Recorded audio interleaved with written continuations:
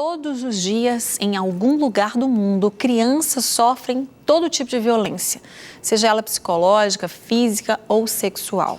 São meninas e meninos que têm seus direitos violados. E o pior é que, de acordo com a Secretaria de Direitos Humanos, em 70% dos casos, essa violação é cometida por algum familiar ou dentro de casa.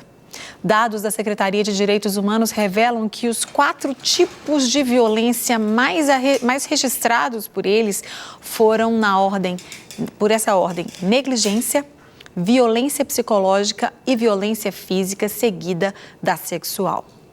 E para falar mais sobre esse assunto, eu recebo o pastor Washington de Sá, que também é líder do Ministério Infância Protegida da Igreja Batista da Lagoinha. É um ministério, claro, abrangente também, internacional. Tudo bem, querido? Mais uma vez, obrigada por ter vindo. Graças a Deus, Márcia, tudo bem. Ainda também lutado, né, com a morte que teve ali de Chapecó, os que eram de outras cidades, mas participavam ali do time, os repórteres, e pensar nas crianças. Foi um tempo assim duro, tem sido, né? Um tempo duro, pensar nestes menininhos e menininhas crescendo com essa memória. Verdade. E agora o Natal, né? Natal, aquela coisa da família, os planos dos presentes. Então vai ser um Natal muito difícil para esse pessoal. A gente tem que continuar orando por eles, porque vai ser um Natal muito, muito complicado. Sempre quando acontece alguma coisa nessa época, parece que é pior, né? Porque é época de festa, é época de alegria, de comemoração, mesmo que, infelizmente, a maioria das pessoas não celebra o Natal como o verdadeiro sentido do Natal, mas tem aquela coisa da família, de estar junto, de trocar presentes, né? E criança, principalmente, né? Espera, ansiosa pelo Natal e com os pais, né? O pai, a mãe, principalmente o pai ali, o profissional, o jogador de futebol, os outros profissionais, sempre tira uma folguinha para estar junto no Natal. E realmente vai ser um tempo muito difícil. Agora, esse assunto que a gente vai falar hoje também é um assunto muito triste, não é, pastor Washington? E na verdade, a gente pode dizer que é uma tristeza ainda, eu não posso dizer se é pior ou melhor, não existe tristeza pior ou melhor, mas um acidente, como aconteceu, não foi nada planejado, não foi nada consciente, é um acidente, a palavra já disse. Agora, a violência é algo pensado, é algo consciente, é algo que aquela pessoa que está cometendo sabe o que está fazendo. E está pior, né? É desnecessária, porque um acidente acontece, a gente sabe que são vários fatores, um caso de acidente de avião não é um fator só, uma junção de fatores, ou qualquer tipo de acidente de carro, qualquer tipo de morte dessa forma, mas quando há esse tipo de atitude, realmente é algo que revolta a gente. Por que as pessoas cometem ainda tanta violência contra as crianças? É um tipo de doença, pastor Washington? É a replicação de um modelo, né? Nós somos seres formados por hábitos. Os nossos hábitos se tornam comportamento. Uma das etapas do desenvolvimento humano passa pela modelação. Albert Bandura, um pesquisador, psicólogo canadense, ele falou sobre isso, sobre a modelação. A criança, a partir da observação dos modelos, assume para si aquele modelo observado.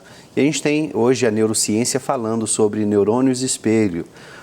São neurônios, células no cérebro que são responsáveis por espelhar aquilo que se assiste. Por isso gostamos de ser espectadores, os vídeos fazem tanto sucesso, as redes sociais fazem tanto sucesso. Então nós observamos e somos influenciados, nós adultos também, mas a criança é um ser vulnerável em desenvolvimento, nesse desenvolvimento, levando em conta a sua vulnerabilidade, tudo aquilo que é exposto a uma criança, ela assimila para si, desenvolve em cima disso.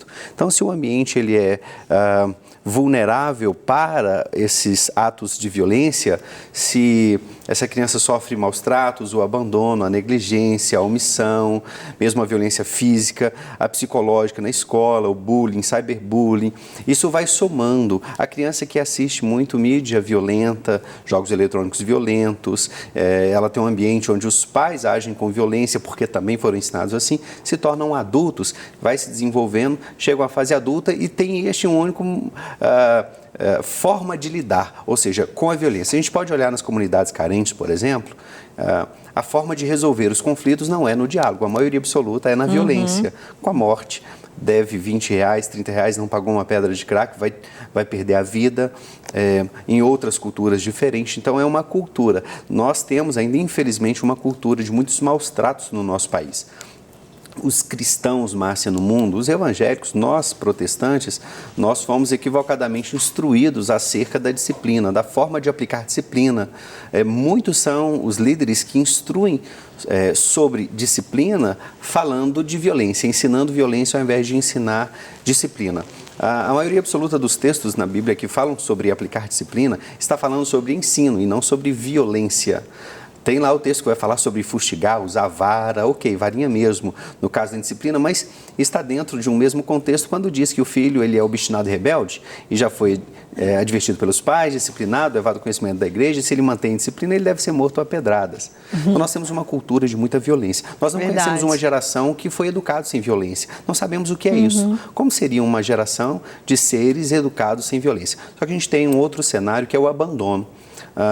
Desde a década de 70, a geração dos baby boomers são aqueles que, pós-guerra, pós-Segunda Guerra Mundial, nasceram numa vida assim, da falência do matrimônio, do casamento, da estrutura familiar original. Então, são crianças que foram educadas pelos meios massivos de comunicação e de entretenimento, ausência parental total, ausência de pai, ausência de mãe, e aí veio o movimento hippie. E se a gente acompanhar essas gerações, eu escrevi um texto nessa semana, saiu no nosso Atos, sobre a geração alfa. Se a gente acompanhar as gerações, a gente vê assim, uma geração após a outra levando a graves problemas. Essa geração alfa, por exemplo, se a gente pergunta sobre violência, eu falei muito há alguns anos, já há 10 anos, sobre a violência como uma resposta ao hábito, por exemplo, de jogo eletrônico. Como a mente assimila aquele treinamento virtual e leva para a prática. Uma mente conduzida passivamente a se mecanizar e ir para o ato violento de suicídio, homicídio, massacres. São centenas de casos que eu documentei, já trabalhei em alguns de repercussão nacional, com o Fantástico, com a Rede Record. Então, a criança hoje, a geração alfa, que é essa geração menos de 16 anos, todos, é uma geração virtual, eles não são reais, eles são virtuais.